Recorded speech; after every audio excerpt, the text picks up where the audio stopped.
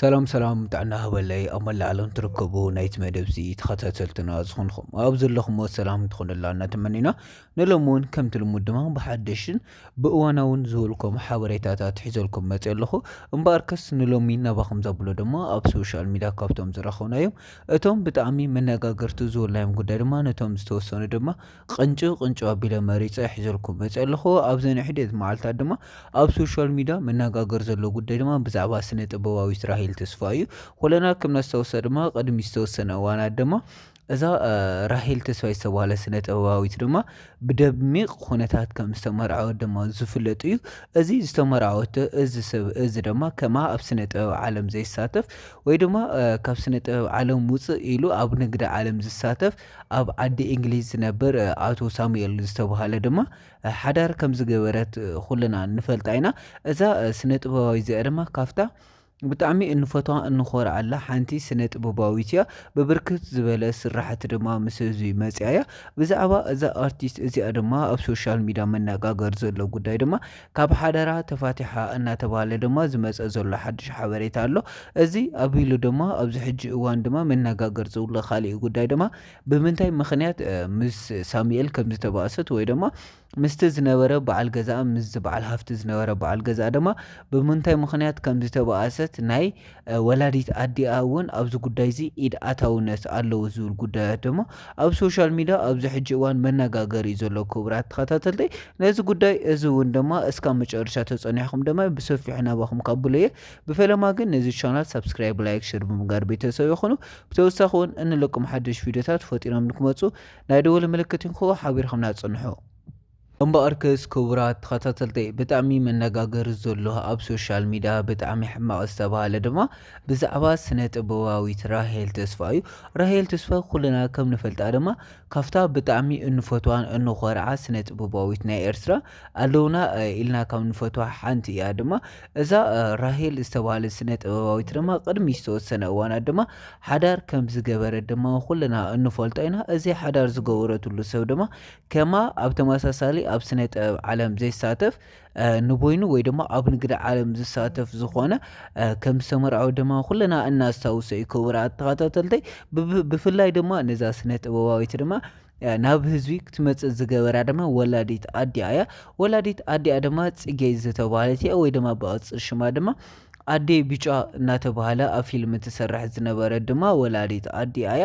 እዛ ወላዲት ኣዲኣ ድማ መብዛሕትኤና ፊልሚ ወይ ድማ ድራማ እንርኢ እንተኾና ድማ መብዛሕትኤና ኩልና እንፈልጣ ኢና። ካብቶም ብጣዕሚ እንምካሐላን እንሕበነላ ስነ ጥበባዊት ሓንቲ ዝኾነት ወላዲት ናይዛ ስነ ጥበባዊት ራሄል እያ። ድማ ወላዲት ኣደ ቢጫ እያ። ኣደ ቢጫ ድማ ብብርክ ዝበሉ ስራሕቲ እያ ናብ ህዝቢ መፅያ። ቅድሚ ዝተወሰነ እዋናት ኩልና ከም ነስታውሰ ድማ ኣደ ቢጫ ምስ ጓላ ራሄል ተስፋይ ብምዃን ድማ ኣብ ሓደ ኢንተርቪው ከም ዝገበራ ዝነበረ ድማ ኣብ ቀረባ ግዜ ዝፍለጥ እዩ። ኣብዚ ኢንተርቪው እዚ ድማ ክልቲአን ልክዕ ከም ማሕዙት ወይ ድማ ከም ኣዕርኽቲ እየን ዘዕልላ ነይረን ኣብቲ ኢንተርቪው እንተ ኣስተውዒልናዮ ማለት እዩ። በዚ ድማ ብርክት ዝበሉ ሰባት ከማ ዓይነት ፍቕሪ ኣለዎን እናበለ ድማ ዓይኒ ሰብ ከም ዝኾነን ድማ ዝፍለጥ እዩ። እዘን ክልተ ኣርቲስታት እዚአን ድማ ብጣዕሚ ካብ ኣዶን ጓልን ፍቕሪ ዝዘለለ ድማ ናይ ዕርክነት ፍቕሪ ከም ዘለዎን ድማ ኣብ ዝሓለፈ ኢንተርቪው ርኢና ነርና ኢና። ክቡራት ተኸታተለይ ካብዚ ብምቕፃል ድማ ቅድሚ ዝተወሰነ እዋናት እውን ድማ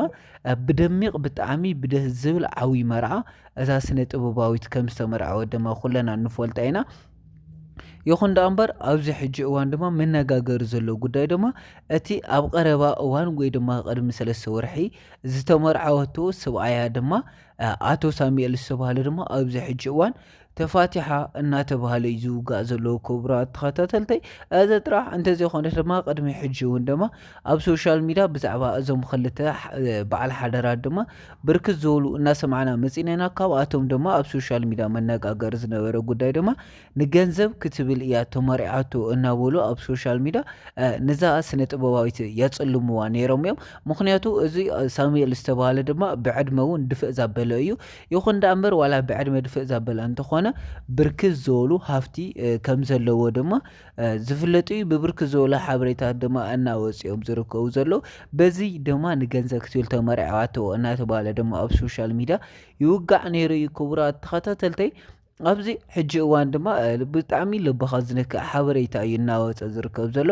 እዚ 3 ወርሒ ዘይመልአ ጉዳይ ድማ ወይ 3 ወርሒ ኣብ ቀረባ እዋን ሓዳር ዝገበሩ ድማ ኣብዚ ሕጂ እዋን ተፋቲሖም እናተባህለ እዩ ዝውጋእ ዘሎ ክቡራት ተኸታተልተይ።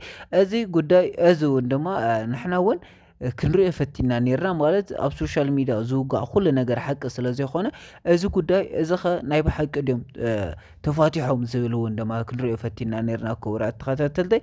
ይኹን ደኣ እምበር እዛ ስነ ጥበባዊት ድማ ምስ ኣቶ ሳሙኤል ዝተባህለ ከምዘይተፋትሐት ድማ ክንበፅሖ ኸኢልና ኣለና። ምክንያቱ ኣብዚ ሕጂ እዋን እዞም ክልተ ሰባት እዚኦም ኣብ ሓዳሮም ኣለዉ እዮም። ይኹን ደኣ እምበር ኣብቲ ሓዳሮም ግን ከም ናይ ቀደሞም ኣይኮኑን ዘለዉ። ኣብ ውሽጦም ድማ ፍሕፍሕ ከም ዘሎ ድማ ዘወፅእ ዘሎ ሓበሬታ እዩ ዘመላኽተና ዘሎ ክቡራት ተኸታተልተይ።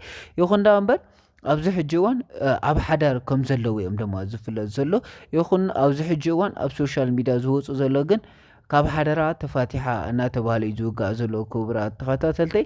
ራሄል ተስፋይ ድማ ብብርክት ዝበሉ ስራሕቲ ኢና ንፈልጣ። ካብቶም ብርክት ዝበሉ ስራሕቲ ድማ ኣብ ስነ ጥበብ ዓለም እውን ወይ ድማ ተዋሳኢት ኮይና እውን ሰሪሓ እያ። ካብዚ ብምቕፃል ድማ ኩለና እንፈልጣ ድማ መድረኽ ብምምራሕ እዩ። ኣብ ብርክት ዝበሉ ኣብ ናይ ኤርትራ ዝቐርቡ ናይ መደባት ኣብ ናይ መድረኽ ስራሕቲ ድማ ዋና መራሒት ዝኾነት ድማ እዛ ሓፍትና እዚኣ እያ ማለት እዩ ክቡራት ተኸታተልተይ። እዚ ዝውጋእ ዘሎ ድማ ካብ ሓቂ ከም ዝረሓቐ ከም ዝኾነ ድማ ክንፈልጥ ኽኢልና ኣለና ክቡራት ተኸታተልተይ። ንሎማዓንቲ ሒዘልኩም ዝመጻኹ መደብ ድማ እዚ ይመስል ነይሩ። ክሳብ ብኻሊእ መደብ ንራኸብ ኣብ ዘለኹም ሰላም ትኾነልና እናተመኒና ነዚ ቻናል ሳብስክራይብ፣ ላይክ፣ ሼር ብምግባር ቤተሰብ ይኹኑ። ክሳብ ብኻሊእ መደብ ንራኸብ ኣብ ዘለኹም ሰላም ኾኑ።